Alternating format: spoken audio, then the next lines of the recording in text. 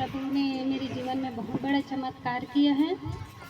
जब मैं पहले 8 साल पहले परेशान थी, डॉक्टरों के पास जाती थी तो मेरा कई रिपोर्ट आता था। 3 रिपोर्ट आया था मेरा। एक किडनी खराब है, दूसरा बच्चादानी और तीसरा दांत का बीमारी। मैं बहुत मंदिर मस्जिद में गई, जोत जलाई, कुछ भी नहीं हुआ।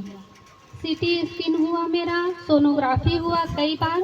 एक तो वहाँ चापा में हुआ और दूसरा धमतरी में हुआ और तीसरा बिलासपुर राधा कृष्णा हॉस्पिटल में। मेरा स्थिति देख के मुझे चलने नहीं देते थे, मुझे उससे ले जाते थे कि सुलाने का है उससे। मेरा शरीर का भी खून सूख गया था, बोलते थे कि शरीर में खून ही नहीं है, ब्लड चढ़ाना पड़ेगा और ऑपरेशन होना पड़ेगा। तो ऑपरेशन का तैयारी भी हो गया था मेरा। लेकिन उसी रात को मैं रोते रोते अपने पति को बोली कि मुझे ऑपरेशन नहीं करवाना है, मैं जितना दिन भी जीऊंगी आपके साथ, और मेरी एक बेटी है उसके साथ मैं जीऊंगी, कम से कम मरूंगी तो आपको देखते देखते मरूंगी। लेकिन ऑपरेशन थिएटर में मेरे को अंदर घुसाएंगे तो क्या पता ऑपरेशन करते करते ही मेरा जान चला जाए, मैं आपको और अपनी बेटी को नहीं देख पाऊंगी। इसलिए जितना दिन जीऊंगी मैं जीऊंगी, भले आप परेशान हो गए तो आप मेरा इलाज मत करवाओ। मैं बहुत रोई, लेकिन उसने मुझे समझाया कि नहीं ऑपरेशन करवाना पड़ेगा, ठीक हो जाएगा बोले हैं। लेकिन मैं जिद कर दी, नहीं नहीं।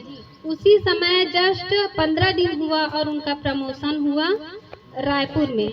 तो वहाँ से होके हम लोग यहाँ आए रायपुर में। तो रायपुर में मकान मालिक लोग जाते थे, उन लोग मेरे स्थिति देख के बोले कि तू चल जाएगी, तेरे को ले जाएंगे करके। तो मैं मना करने लगी मेरे पति की, नहीं जाना है, और तेरा तो इलाज करवा रहा हूँ तो तू क्यों जाएगी।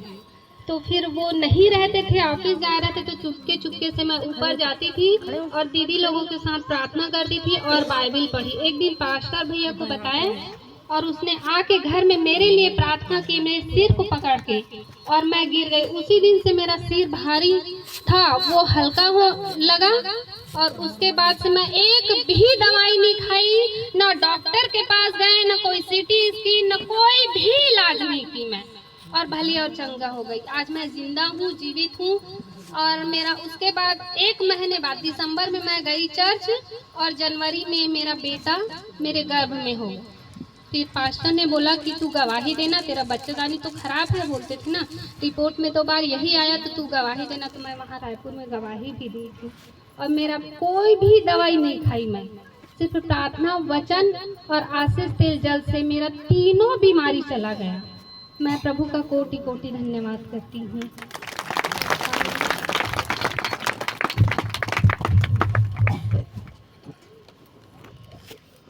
प्रभु आपको आशीष दे। इसीलिए प्रभु का नाम है अद्भुत, आश्चर्य कर्म करने वाला। बड़े बड़े चमत्कार देखोगे। इसलिए प्रभु कहता है, इसलिए जो कोई मुझ पर विश्वास करेगा वह ये बड़े बड़े काम करेगा। वह उसने विश्वास करके बड़े बड़े काम कर दे। वो ट्यूमर, कैंसर, सारी बीमारियों को विश्वास करके उसने क्या कर दिया, भगा दिया।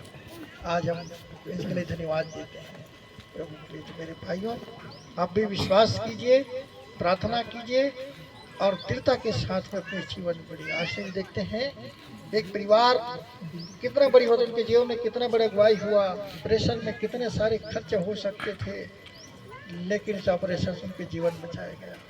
आज अपने पति के प्रति, बच्चों के प्रति उसका कितना प्रेम था और किस प्रकार से उस प्रेम भी बदला। हम किस रीति से प्रभु के पास जाते हैं। उसने बोला कि मैं चुपके चुपके से प्रभु के पास जाती थी, मना करने पर भी मैं प्रभु के वचन को, इसलिए दुनिया हमें कितनों भी रोके, लेकिन अगर हमारा हृदय में प्रभु बस चुका है तो उसे कोई अलग नहीं कर सकते, ना आशीष पारिश अलग नहीं कर सकते। इसलिए हमारा मन को प्रभु देखता है, हमारा विश्वास को प्रभु देखता है। तो इसलिए कहता है, प्रभु कहाँ है, मन मंदिर में बसने वाला यीशु तू है निराला। तो धन्यवाद देते हैं सारी आशीषों के लिए, आज की सुंदर प्रार्थना सभा के लिए। और इस प्रकार से भी भोजन किया जाएगा। कुछ बच्चे लोग